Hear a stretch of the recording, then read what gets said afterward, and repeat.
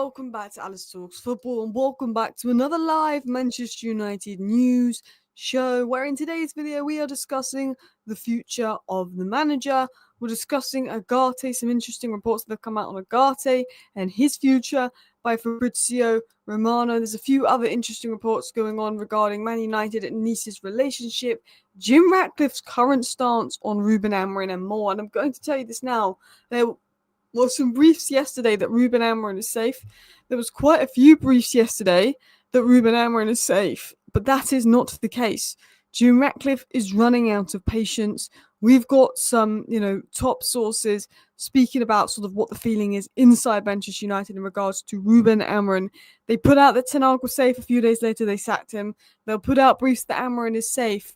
But we've got some knowledge from inside sources on the stance on Ruben Amorim, and he is very, very far from safe at Manchester United. So we're going to talk about that. We're going to talk about the Ugarte news. We're going to talk about how the players feel about Ruben Amorim and more. I don't know if you watched my video yesterday, but Romano obviously said yesterday that Ruben Amorim feels the biggest problem is the mentality of his players, and I do think that that is an issue that we have at Manchester United.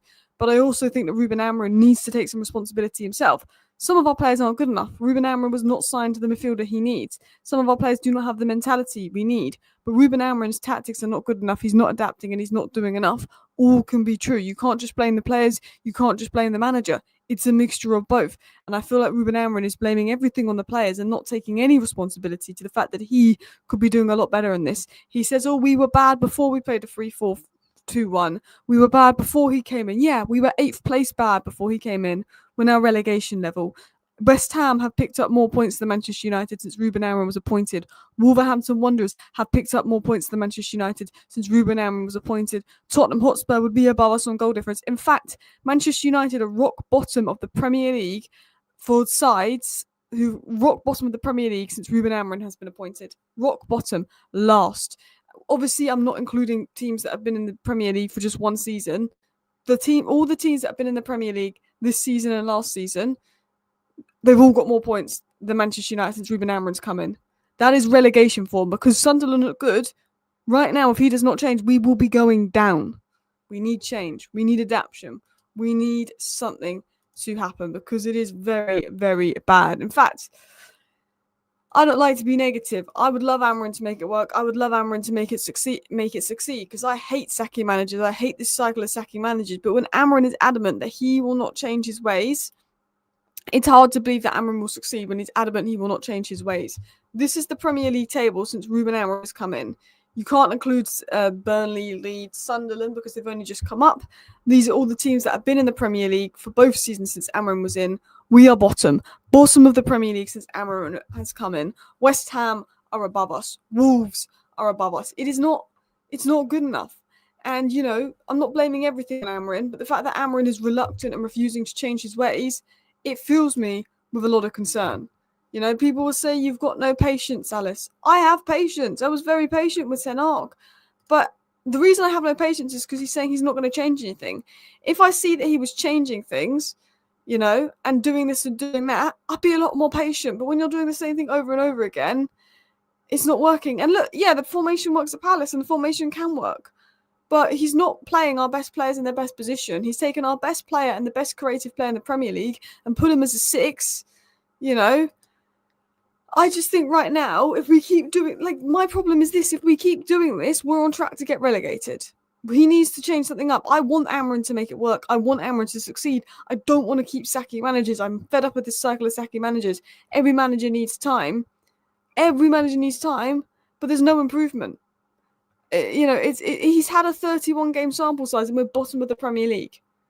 This is Manchester United. He's not, okay, it's bad, but we're 9th. No, it's bad and it's relegation bad. And people will say drama queen all you want, but I just feel like we're delaying the inevitable. I want Amorim to change and I want Amorim to succeed, but Amorim's made it clear he's not going to change. Amorim's going to succeed. Look, I like the players Amorim's brought in. I know that Amorim's going to need time. I know there was some encouraging signs, but it's worrying. It's worrying because it's just so bad, guys. I hate being negative, but this is the worst we've ever been. Like, I don't think you realise that how much better we were playing under Ten Hag, and we were crap under Ten Hag. It is worrying. But let's talk about it, because, there was some reports yesterday that Amorim is safe, and that is not true. Oh, let me get my screen up. So this was said by Sully. Sully is very credible. Sully has got some very good sources in and around Manchester United. Sully is very well informed. I believe him more than Luckhurst, I'll tell you that for a fact. And this is what Sully said, and he's very well connected. Figures from within the club believe Amorim's refusal to change his stubbornness will get him sacked. One source says he had 1 foot in the door this season, plus has made it clear today he will not change his system and has threatened to walk before. Sully said, figures within the club believe Amorim's refusal to change plus his stubbornness will get him sacked. And that's what I believe. I'd love Ruben Amorim to adapt, make it work, and get us playing some great football. And I know that Ruben Amorim was not given the crucial midfielder he needs to make his system work. And I'm aware that Ruben Amorim needs definitely a few more signings to make his system work. But the thing is, if we were like crap, but we were like 9th place crap, I'm almost willing to give Amorim the season so he can get the other signings he needs in to make the system work. But when you're like 15th, 16th, 17th place crap, it's hard to say, do we really want to sit through another season of this so Amorim can get the players in he needs next summer to make the system work? It's hard. Do you know what I mean? I do believe that Amorim is 4 players away from making the system work well, but we'd have to wait until the end of the season for those 4 players, and I don't want to be waiting to the end of the season if it's 15th, 16th place crap. People believe that Amorim, because he won't change, because he's stubborn, because he will do the same thing over and over again, that has him bottom of the Premier League for points per game since he's come in, is going to get him sacked. And I believe Amorim will be sacked because he's said he's not going to change. If Amorim changes, Amorim does this, Amorim does that, I think he can succeed. But if Amorim is not going to change, and he says he's not going to change, then I believe that Amorim will be sacked by Christmas time. And that's sad, because we just spent a load of money. There's another manager sacked mid-season. It's sad. But he's got 1 foot out the door. He's got 1 foot out the door this season, and he's not going to change. And I think that is what's going to get him sacked. I really do. Oh, I'm just scrolling through. So you'll say Bruno doesn't work in the system, why keep him? Because we haven't seen any evidence of the system working. Like, this is my thing. Bruno and Maino don't work in the system. Okay, let's sell Bruno and Maino. Oh, wait, more players come in, and we're even worse. Because who does look good in the system, in midfield? You could have Baleba and Wharton midfield too in that system, and I feel like we'd make them look like bad players. For me, Bruno Fernandes is our best player. I'd rather play a system where Bruno is in the 10 to get the best out of Bruno and get the best out of Ahmad and get the best out of Maino from now until the end of the season, than the system doesn't get the best out of the following players and that isn't doing well. If Ruben Amorim's system was doing well and Bruno was bad, you sell Bruno. But I don't want to sell Bruno and sell Maino for this system when I've not seen enough evidence that this system is good enough. It's not, for me, people are saying sell Bruno, sell Maino will make the system work, but we don't know if Baleba is going to make the system work. It feels like it needs a lot more than just 1 or 2 players. Amorim is a man of his words. You still don't understand it's not an issue of tactics, it's an issue of mentality. First, do the analysis of the goals conceded this season. 95% of them is basic defending. Look, I think we've conceded some dumb goals, and I think we've missed some big chances to win games when we could be on more points. But I watched games across 90 minutes, and the general play is not good enough. The general patterns of play and everything is not good enough. It's a mixture of both. It's not just Amorim's fault. But Amorim has to take a significant amount of blame for me. Like, the players aren't good enough. The players have poor mentality. But Amorim hasn't done enough for me to sit there and say he deserves all this time. He doesn't deserve this time that he's getting off what we've seen. He's only getting this time because we know that the players are crap and we know that we haven't given him enough. I'm a Liverpool fan. Give Amorim a 10-year contract. Do you see Garnacho cost Chelsea the win? I don't think Garnacho really cost Chelsea the win. I think we were hoping to say that, but yeah, he could have done better. I think Alex has made a fair comment here. You come in and you have the results and you fall off a cliff and expect to keep your job. Yeah. He's not working. The results are atrocious and he's not changing anything. It's concerning. I mean, it's a results business. Managers are judged off results and we're not getting the results. Bruno's absolutely best player and it's not even close to Rob fan. Bruno is our best player, and he's taken our best player and turned him into a defensive midfielder where he's not good, where he's losing his man and costing us goals. I mean, for me, right now, if I had to pick between Amorim or Bruno, I'd be picking a manager that gets the best out of Bruno because Amorim hasn't done anything at United. Yeah. Love that. Just saw a funny comment. Alice, you are contradicting yourself because you say he needs players for the system to work, then you say you don't see any proof the system will work. What I'm saying is I need to see more from Amorim to give him the time. Like, I'm aware he's not got that midfielder. I'm aware that he needs a few more players. Like, he's got an idiot goalkeeper. He's not got that midfielder. And I'm aware, to see the best of Amorim's system, we need that. But we can judge Amorim tactically of what we've seen so far. Even though I do think he needs a few more players, the tactical setup, the tactical approach, the substitutions, I need 2 goals, let me take Euro off for Maguire, is why I have no confidence. What I'm trying to say is, if we were seeing more from Amorim, I would happily give him time to get the players he needs to make the system fully work. But I think with the players that he has, he can be doing a lot better than what he's doing now. And I don't think I've seen enough from the system and the players he has to give him enough time to bring him in more players. Because if we weren't great, but we were looking at 9th place pretty bad, I've seen enough to say, well, the fundamentals of the system is there. He just needs those players. I haven't seen enough of this system to say the fundamentals are there. That's what I'm saying. I haven't seen enough of the system to see that the fundamentals there. I haven't seen enough of Amorim tactically to trust him. So I'm aware that Amorim should have had this and should have had that. But I'm also, from what Amorim is working with, I've not seen enough adaptation, tactical approach, knowing how to maximise or improve his players, which is things Thomas Frank has already done at Tottenham. So, yeah, I get why it sounds like a contradiction. I was just trying to be fair in my point. I was trying to make a point about Amorim, but also say, look, given the benefit of the doubt because of this and that. It was more me trying to be fair. Thank you very much for the super chat. Do you believe in life after Amorim? I can feel something inside me say I really don't think your squad's strong enough. No. I mean, look, this is where my head's at a little bit. Because we've brought Amorim in, and if we sack him after 4 or 5 games after spending all this money on him and bringing a manager mid-season, we know it's not a smart thing to do. But it's like when we're playing this badly, it's something we have to consider. Now, I think a new manager, could get this side playing better than how Amorim's got us playing, because I think the players are better than what we're doing. But I don't think a new manager comes in and gets us top 4 or anything miracle. I think a new manager can make us better than Ruben Amorim, but I don't think there's a new manager that can come in and make us a Champions League side. I think to be a Champions League side, we need a whole load of new midfielders. We need a whole load of new players. Like, I'm aware of what Man United's ceiling is, but right now, this Man United squad should be able to get 8th. It's good enough to get 8th. It's got 1 game a week. I think there's managers that could come in and get us 8th, which isn't a great season, but it's better than 15th. Ruben Amorim is on track for 15th again.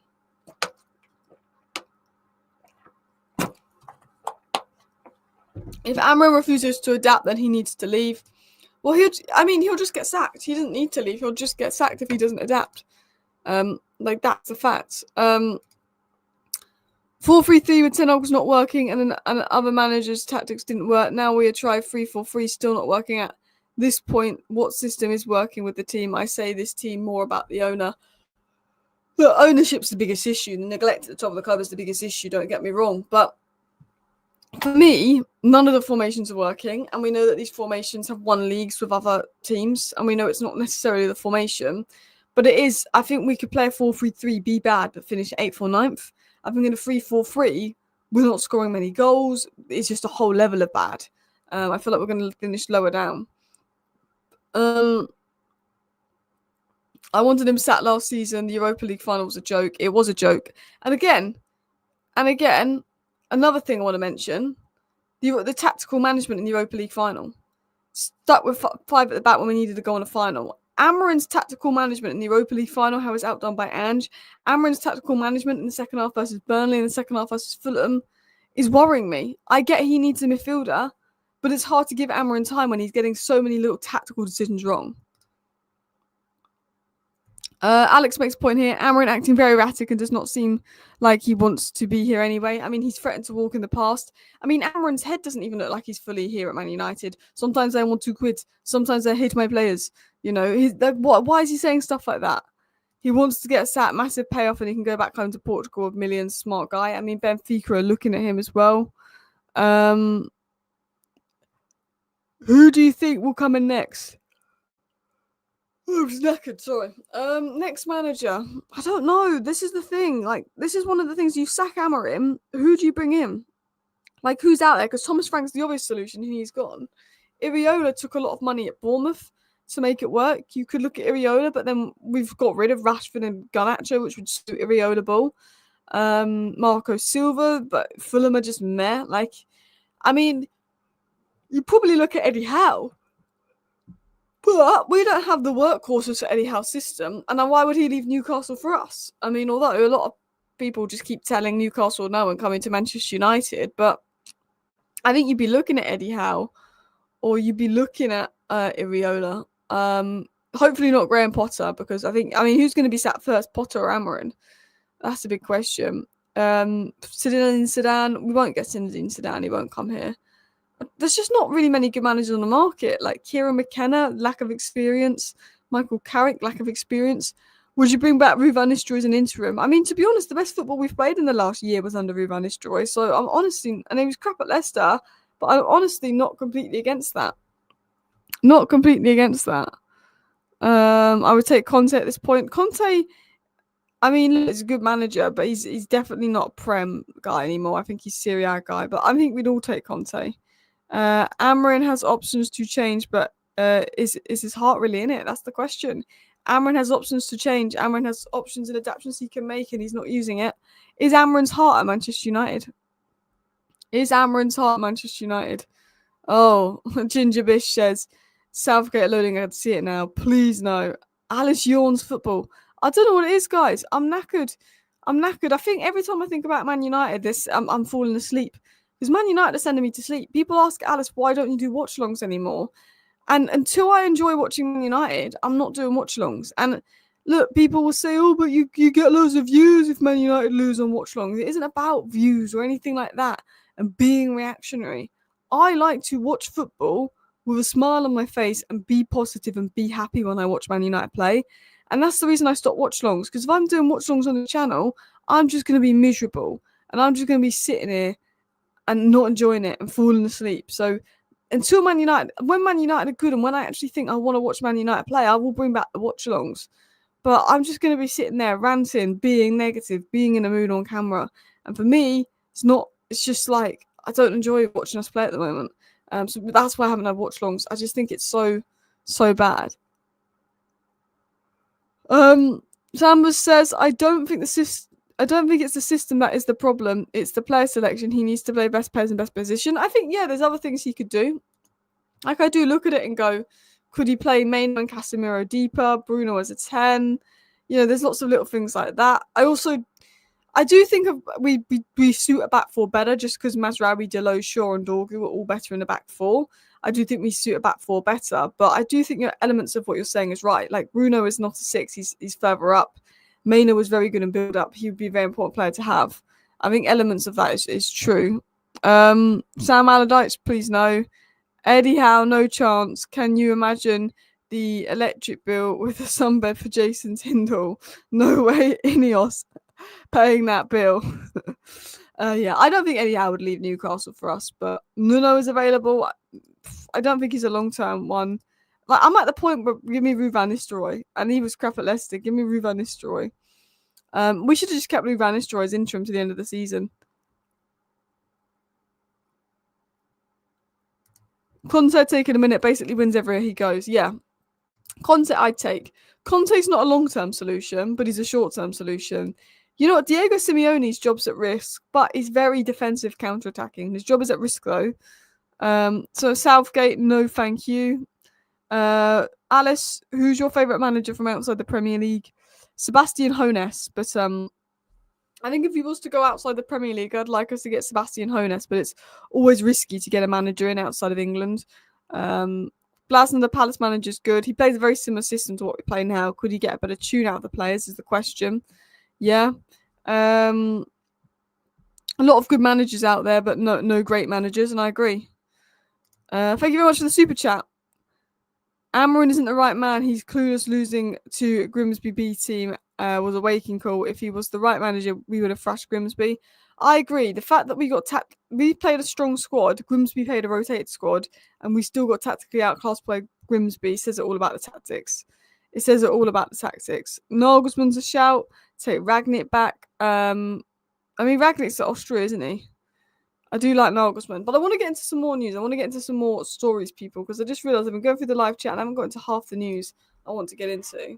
Bear with me. My phone's just gone bleep. But obviously, I want to talk about what's been said on Amorim. I want to talk about what's been said on Ugarte. So, Ben Jacobs said that Ratcliffe believes the squad is strong enough to secure Champions League qualification. I don't think it's strong enough to get Champions League qualification, but I think it's strong enough to be in one of the European competitions next season.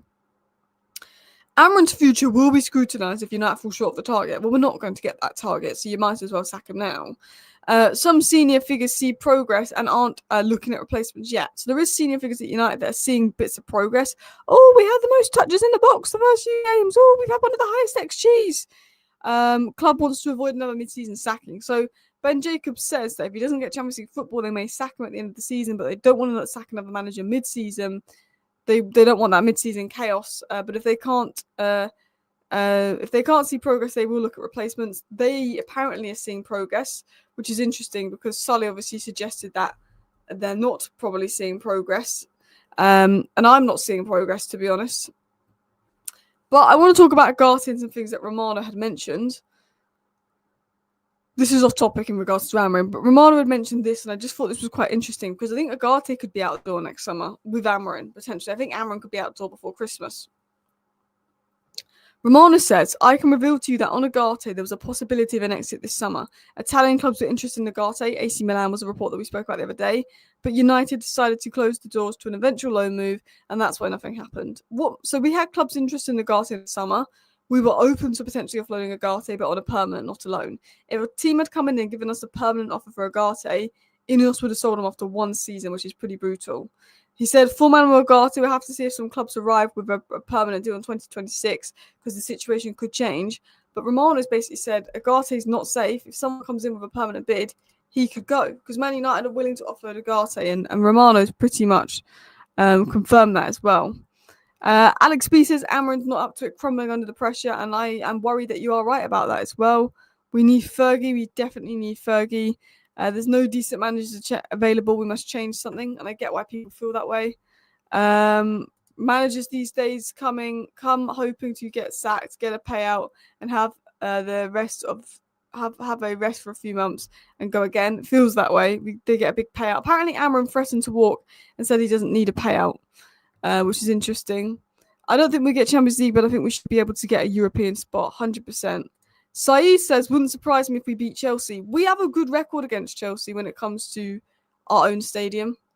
When it comes to Old Trafford, we have a good record against Chelsea. I like the positivity, Saeed, but I've just got no confidence in Ruben Amorim. I'll be honest. But we're good versus Arsenal. We seem to be good in the bigger games. So, look, if we can get a result versus Chelsea and get some confidence, that would be great. But yeah, just a lack of confidence, to be honest. Amorim is a coward. He's out of his depth, but he doesn't want to look like a quitter. It does feel like that. But why doesn't he change? Why is he doing the same thing that's not working? Why is he playing Bruno Fernandes as a defensive midfielder? Like, if I'm Amorim and I know my job is effed and it's just not working, I'd be like looking at and thinking of solutions. I've been looking and thinking of solutions, not continuing to do the same thing over and over again. Like, that's the fear. But yeah, there is reports that Ugarte is not safe. For Manuel Ugarte, we'll have to see if a club arrived for him in 2026 permanent deal. I think if one of those clubs had offered a permanent deal for Ugarte, I think Man United would have sold him. We only got loan offers in for Ugarte, but I think if someone offered a permanent, we would have sold him. And I think the fact that there's insiders inside Man United that think Amorim is stubborn. Man United were considering offloading Ugarte. I think both Ugarte and Amorim could be gone. this time next year. In terms of other reports that's been said in regards to Ruben Amorim, it was said that the United board is still backing Amorim, but players are losing faith in the system, according to Chris Wheeler.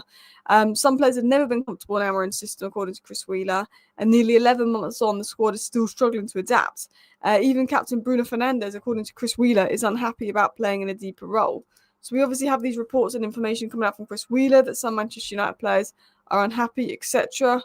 There is reports coming out that United would want to sign Unai Emery if Amorim was sacked, but I don't know how true that is. Unai Emery is obviously not having the best time at Villa right now. I would take that with a pinch of salt, but there is Unai Emery rumours, but it's not very reliable. But as Alex said here, not adapting to the league and current squad and managerial basics, and Amorim is stubborn, and that's what's going to cost Amorim. You know, you have your system, you have your way of playing 100%, that's fine. But you also need to realise you're in a new league with new players, and you need to adapt to get the best out of those players, and he doesn't seem to want to do that. There is talks that Nice had some conversations around Højlund and Maino taking them on loan, but Højlund decided to join Napoli. Maino didn't get his loan move. But United apparently offered a young player to Nice on loan, but they didn't feel he was ready. Maybe that's a Sekou Kone. It'd be interesting to see who we offered to Nice. But yeah, would you take it, Unai Emery? I would take Unai Emery for sure. I think there's things I would have concerns around with Unai Emery, but I would take Unai Emery for sure. I think he would be getting us playing a lot better than we are now. I don't think we can play much worse than we are now. But listen, people, I do apologise that I was half falling asleep there, by the way. I don't know what it is about today. I'm just knackered. I didn't get home till like 2 a.m. yesterday, so I think I'm just absolutely knackered. But what I wanted to talk about was obviously Romano's report that United were considering options for Ugarte, which says to me he's not safe. Obviously, Sully, who's obviously got a lot of good inside sources to Manchester United, suggesting that despite the briefs that they're happy with Amorim, in fact, there's some concerns around Amorim inside. And while Amorim is safe for now in the next few games, he's not safe for long. And if things don't change soon, he will be gone. Anyway, guys, I want you to go raid Never a Foul. I'm going to redirect you over to Never a Foul, and I want you to go and give them a raid. Say Alice raid. Big up everybody for watching. See you next time. Bye.